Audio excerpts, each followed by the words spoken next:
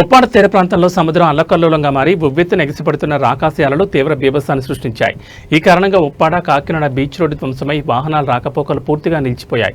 ఎగిసిపడుతున్న అలల ఉధృతితో కొత్తపట్నం గ్రామంలోకి సముద్రపు నీరు చేరింది. గ్రామం ముంపునకు గురి కావడంతో స్థానికులు తీవ్ర ఆందోళన చెందుతున్నారు.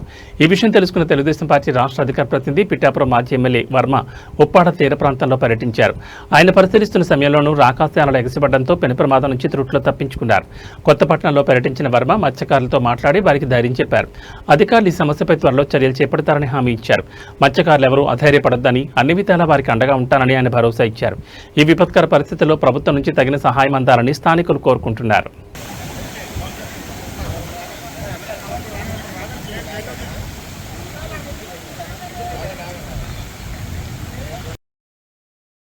అక్కడికి షిఫ్ట్ అవుతానంటే వీళ్ళకి ఒకసారి అయితే ప్యాకెట్ అరేంజ్ చేసి 4 గంటలకి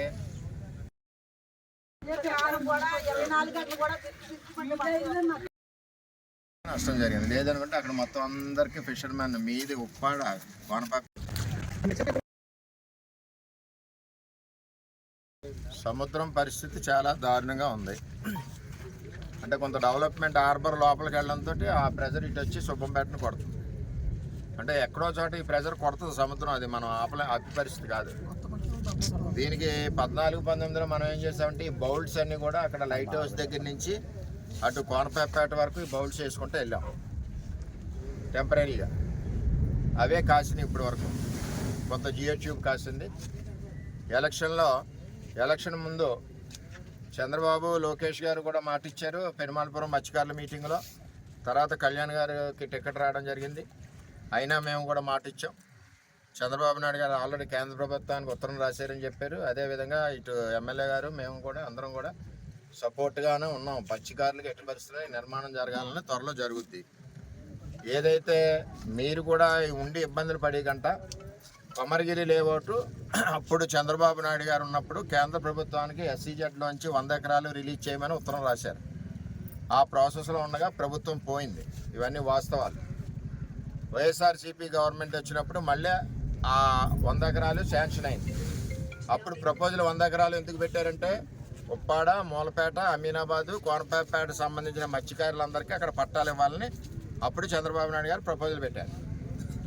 ఇప్పుడు ఏమైంది, వైసీపీ గవర్నమెంట్ వచ్చాక అప్పుడున్న ఎమ్మెల్యే ఎంపీ కలిసి కొమరగిరి మన నియోజకవర్గ భూమిని తీసుకెళ్ళి కాకినాడ వాళ్ళకి ఇచ్చారు.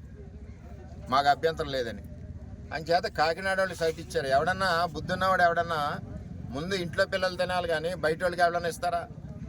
ఆయాల ఎమ్మెల్యే ఎంపీ కలిసి ఏం చేశారంటే కొమరగిరి లేఅవుట్లో 100 ఎకరాలు తీసుకెళ్ళి దూరంపూడి చంద్రశేఖర్ రెడ్డికి ఇచ్చేశారు. ఎందుకు ఇచ్చారో తెలుసు. మట్టి కాంట్రాక్టుల గురించి అట్ల గురించి చూసరికి అటు చంద్రబాబు నాయుడు గారు మన ఎమ్మెల్యే అవనండి, మేము అవనండి, అందరం కూడా కలిసికట్టుగా మత్స్యకారులకు అండగా ఉన్నాం. మీరు ఎవరు భయపడాల్సిన పని లేదు. సక్రమంగా కార్యక్రమాలు సాయంత్రం భోజన వసతి కూడా వాళ్ళు ఏర్పాటు చేస్తారు. తర్వాత మన టైంలోనే కట్టిన ఫంక్షన్ హాల్ ఉంది, తుఫాన్ బిల్డింగ్ 3.5 కోట్లు. ఒకవేళ మొన్నే ఖాళీ చేయించు. మీరు ఒకవేళ భయంగా ఏమన్నా ఉంటే రాత్రి అక్కడే మన పక్కనే నాయకర్ 2 కదా, నాయకర్ 2 అక్కడికి వెళ్ళి ఉండొచ్చు. ఏది ఏమైనా మేము మీ గురించి చర్యలు సాయంత్రం 4 కలెక్టర్ గారు వచ్చి తీసుకుంటారని మత్స్యకార సోదరులందరికీ తెలియజేస్తాం.